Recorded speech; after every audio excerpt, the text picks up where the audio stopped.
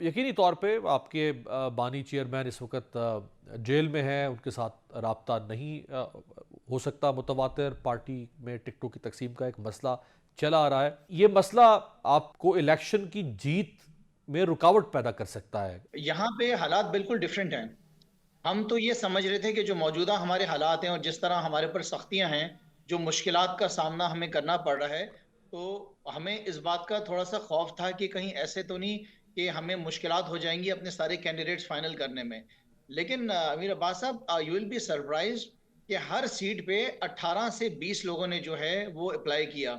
चाहे वो national assembly की सीट्स थी, वो प्रोविंशियल असेंबली की सीट्स, तो कोई भी ऐसा शख्स नहीं है कि जो पार्टी के इस वक्त खिलाफ खड़ा हुआ है। सब पार्टी के साथ खड़े हुए।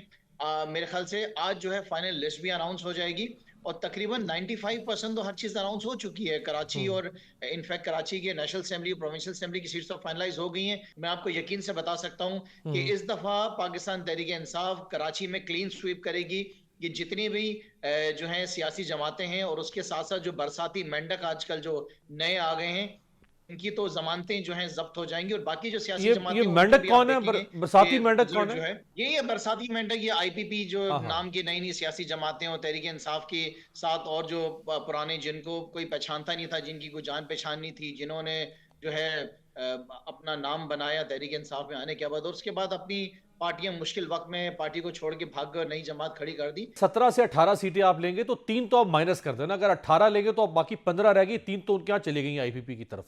अब बाकी 15 कैसे बचाएंगे आप? मैं समझता हूं कि निजाम को और अदालतों को इनके इस स्टेटमेंट का नोटिस लेना चाहिए और इनको किसी न किसी किस्म का नोटिस इलेक्शन कमीशन की तरफ से आना चाहिए कि ये हॉर्स ट्रेडिंग की बात कर रहे हैं। और मुझे नहीं पता कि क्या इन्होंने सौदा किया और किससे सौदा किया है। पहली बात तो यह है कि वो आपने सुना ना कि बिल्ली को ख्वाब में छीछड़े नजर आते हैं, हम्म। तो इनको छीछड़े ही अभी नजर आएंगे, इसके अलावा इनको कुछ नजर आना नहीं है। रुम भाई, अपनी जान जान भी दे देने देंगे, वाले लेकिन लोग अगर कोई ये समझ रहा नजरियाती है। लोग तो देखें, सदाकत अब्बासी भी नजरियाती शख्स थे, जान देने वाले थे। अली जैदी भी थे, इमरान इस्माइल भी थे, बाकी लोग भी थे, पर डिग्री थे ये सारे तरीके इंसाफ के। 8 तारीख को जब आपके इलेक्शन हो जाएंगे और 9 तारीख को जब आपके पास रिजल्ट आएगा और उसके बाद जब लोग खड़े रहेंगे तो आपको उसका अंदाजा हो जाएगा। पहली दफा ये पाकिस्तान की तारीख में होने जा रहा है कि वोटर्स जो हैं वो कैंडिडेट्स को ढूंढ रहे हैं। हम्म। वो ढूंढ रहे हैं कि कैंडिडेट्स का निशान क्या है। तो अल्हम्दुलिल्लाह हमारे वोटर्स हमें ढूंढ रहे हैं और हमारे वोटर्स खुद मालूमात हासिल कर रहे हैं हम्म। सोशल मीडिया के ऊपर जाके और हमारी जो है ऑफिशियल साइट्स के ऊपर जाके कि हमारे वो सिंबल्स क्या हैं।